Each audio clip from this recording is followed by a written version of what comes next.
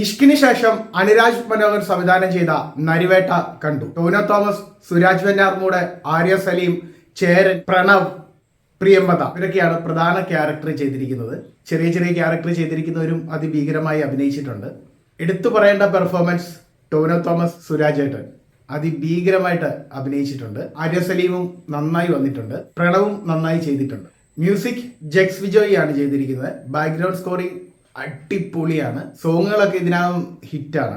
ഇതിനു മുമ്പ് ടൊവിനോയുടെ ഇങ്ങനത്തെ ഒരു പെർഫോമൻസ് ഞാൻ കണ്ടിട്ടില്ല. എനിക്ക് തോന്നിയിട്ടുള്ളത് ഓരോ പടം കഴിയുമ്പോൾ ടൊവിനോയുടെ പെർഫോമൻസ് ഇങ്ങനെ നന്നായിക്കൊണ്ടിരിക്കുകയാണ്. ഇത് അതിഭീകരമായി ടൊവിനോ ചെയ്തെടുത്തിട്ടുണ്ട്. സുരാജേട്ടനും ചെയ്തെടുത്തിട്ടുണ്ട്. എഡിറ്റ് ചെയ്തിരിക്കുന്ന ഷമീർ മുഹമ്മദ് ആണ്. എഡിറ്റിനെ പറ്റി ഒരു കാര്യം പറയാനുള്ളത്, സെക്കൻഡ് ഹാഫില് സുരാജേട്ടനും ടൊവിനോയുടെയും രണ്ടും കൂടി ഇങ്ങനെ മിക്സ് ആക്കി കാണിക്കുന്ന ഒരു എഡിറ്റിംഗ് വന്നിട്ടുണ്ട്. ഇവർ രണ്ട് പെർഫോമൻസ് ചെയ്യുന്നത് നമുക്ക് നന്നായി കാണാൻ പറ്റുന്നില്ല. രണ്ടുപേരും അതിഭീകരമായി പെർഫോം ചെയ്തിട്ട് കട്ട് ചെയ്താണ് നമ്മളെ കാണിക്കുന്നത്. അതൊരു വലിയൊരു വിഷമമായി തീർന്നു. ഇതിലെ ഫസ്റ്റ് ഹാഫ് സ്ലോയിൽ പോകുന്നു, എവിടെയൊക്കെ ക്ലീശ ആകുന്നു തോന്നിപ്പോകും നമുക്ക്. പക്ഷെ സെക്കൻഡ് ഹാഫിൽ വരുമ്പം ഞാൻ ഇങ്ങനൊരു പോലീസ് സിനിമ ഇതിനു മുമ്പ് കണ്ടിട്ടില്ല. അതിഭയങ്കരമായി എടുത്തു വെച്ചിരിക്കുന്നു.